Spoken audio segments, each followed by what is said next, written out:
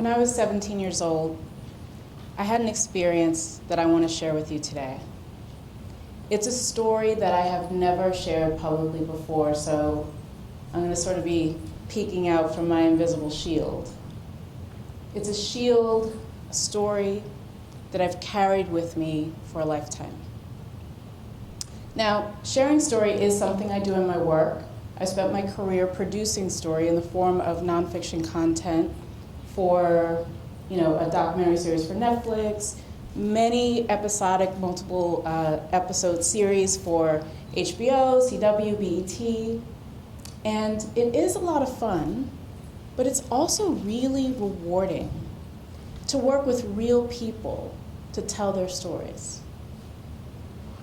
Being with them in some of their most challenging moments and watching as they go from, here's who I am, here's what I want, here's what's in my way, to that moment they suddenly realize, what if I tried this? That's the moment a person's world changes. And we watch as their story takes off, and their lives do too. Now, in my story, my mom plays a key role in how things unfold, so let me give you a little context. My mom started her career in early childhood education, Head Start specifically, around 24 years old, and children love her. I mean, she sort of sees them as these little humans who can tell you right from the start who they want to be. Like my niece Michele, who when she was really young, she was in love with mermaids. So, naturally, when my mom asked her, if you could have just one superpower, what would it be? And she said, I wish I could breathe underwater. So, every eye on this chick at bath time. In all seriousness, most parents worry for their children, that they'll grasp the best opportunities in life. When I was growing up, to ensure the best opportunities for me and my brother, my mom encouraged us to do our best in school. She stayed actively engaged, and she also asked a lot of questions on our behalf. And one very pivotal one for me at the exact right moment. Let me now tell you that story. Her question was unapologetic. It was direct, but it was also desperate. It was, why didn't she get in? We were sitting across from an admissions officer at Wesleyan University in Connecticut when she asked this question. Now, Wesleyan had been my first choice of colleges, and throughout high school, I had maintained nerdishly good grades, A's, mostly B's, B pluses, while also studying classical ballet 6 days a week, volunteering at a hospital, working at an ice cream shop on the weekends. I didn't have it all together all of the time, as my mom would happily attest to, but when I got a grade that I didn't like, I was for sure waiting for my teacher after class to have them explain my grade to me. And if I saw a point or two that they missed, I was definitely campaigning to get those points added back to my grade. I was that kid. And going to Wesleyan had been my dream. Yet, when I shared my college application plans with my high school guidance counselor, she suggested that I take a look at some less academically rigorous schools for some reason. Okay, so I go home and share that news with my mother, and let's just say she found my guidance counselor's suggestions seriously problematic, to put that mildly. And part of that is because when she was my age, she was told she was not college material. Well, thankfully, she rejected that notion, went back to school, and earned 3 degrees, including a master's from Columbia University Teachers College. She later became the subject of a book on courageous leaders in her field and gave an address at the United Nations for a World Forum for Children. So yeah, she wasn't having it.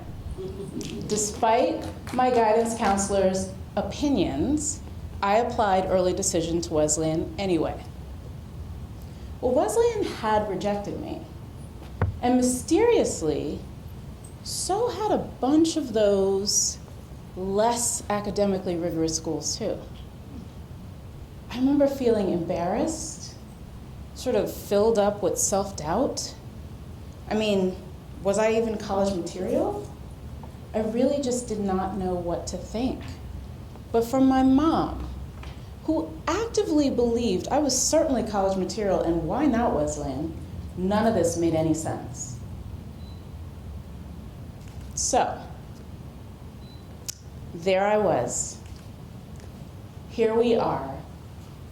And we were stuck. So, sitting across from this admissions officer, having a healthy conversation, my mom jumps in with that bold question on my behalf. Why didn't she get in? Well, we gathered from how he framed his answer about how Wesleyan looks at senior grades that a student with C's and D's wouldn't have a shot. So I was like, hang on. I nearly jumped over the man's desk trying to explain. These are not my grades. I don't know whose grades these are, but those are not my grades. And it was easy for me to say these things to him because these weren't feelings, these were facts. Now, back then, in my high school anyway, transcripts for college applications were submitted by your guidance counselor manually. So, how did the wrong grades end up getting submitted? And how many other schools had they been submitted to?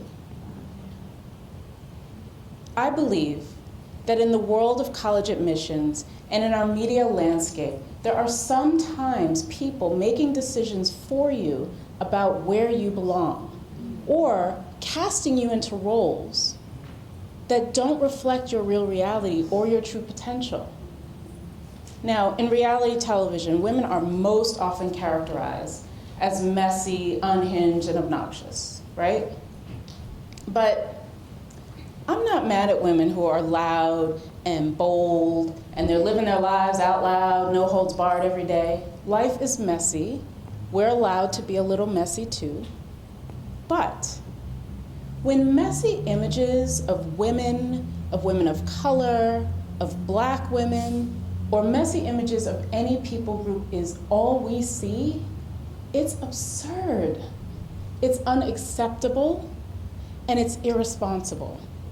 We need more shows out there competing with these popular images. Without a more even set of images, even a greater variety of images, we run the risk of redefining how we see each other, or worse, how we see ourselves. These narratives that lack accountability, they're sticking to entire communities. Now, some years ago in the news, for example, there was this young boy walking home to visit family who was carrying Skittles and a Snapple. And he was mistaken for a threat to the neighborhood and killed. When someone else is choosing to see you through their lens rather than what is emotionally true for you, in real life, the results can be catastrophic. And you or your child may not end up getting to where you or they set out to go. In a 1977 study done by a team of psychologists, they found that from Temple and Villanova, they found that if you repeat something enough, it creates something called the illusory truth effect. Now, there were other researchers from Vanderbilt, MIT, and the University of Virginia who later called that repetition increases perceived truth. Now, I'm going to give you the Michele-ified, melted down version. We repeat these images enough, true or not, and people will begin to believe that is reality. And that's a pretty scary idea, especially when your story is in the hands of somebody else. We are all more than one repetitious life experience, emotional journey, or story. And we deserve to give that understanding to each other too. Because maybe we'll open up the fray and some new people will be able to get in, like President Barack and Michelle Obama were able to. Like all of us, they deserved the opportunity to tell us who they are and what they wanted, not just for themselves, but for you and for me and for this country, and it changed the course of history because they told their own story. What's your story? And more importantly, is it being written by you or by someone who thinks they know who you are, what you want, and where you belong? Have you accepted their version of your story and now feel too small, too scared, or too unqualified? Been there. When my mom and I got back home to New York City, there was a message on our answering machine from that admissions officer that we'd met with at Wesleyan. And we called him back immediately, and he said that he had taken our concerns to the head, the dean of Wesleyan admissions, who encouraged him to call my high school and verify my grades. Well, when he did, my guidance counselor admitted to sending in the wrong grades. He said, just to say this here, she didn't give a reason. She said it was human error. Human error. You know, maybe. But more importantly, Wesleyan now had my correct grades. And he said, had they had my correct grades to begin with, I would have been admitted to the university. Now, as enraging as that is, something woke back up in me, just hearing, I would have been admitted to the university.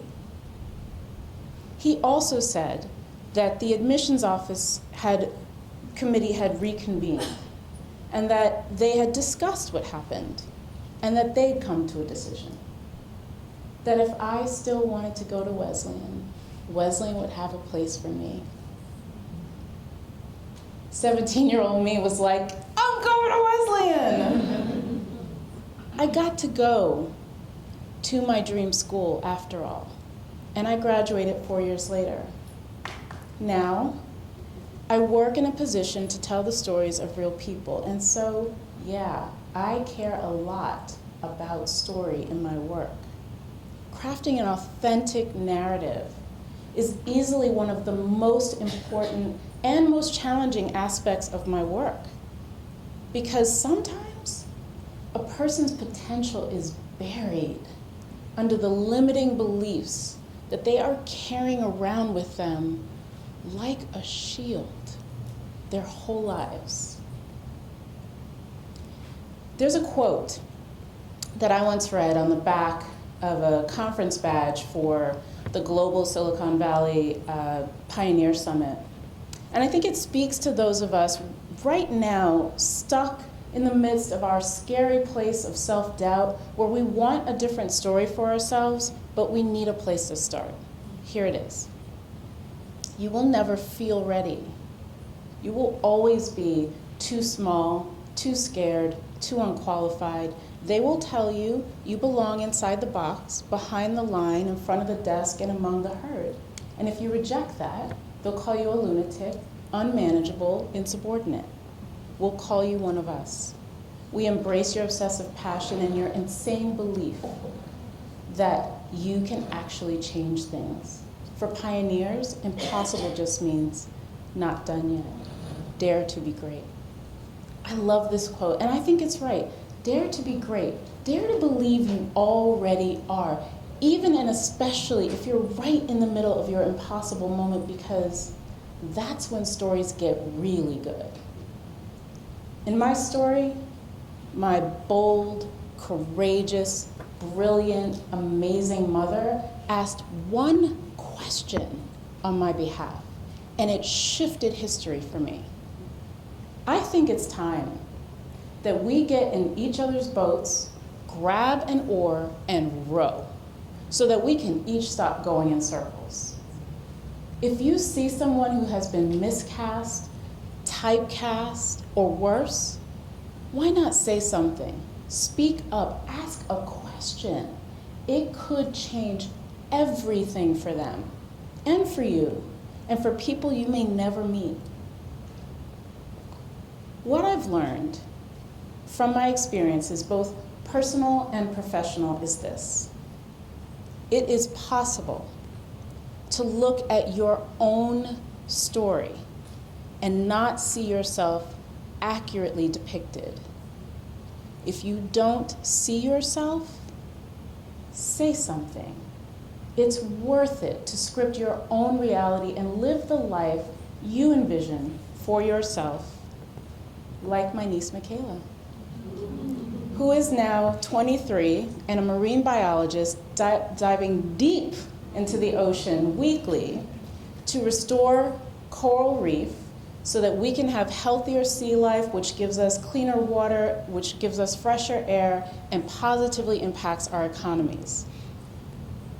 She is living her dream of breathing underwater. She is living the life she scripted for herself. And quite possibly changing the course of history in our world while doing it. And you can too. Thank you.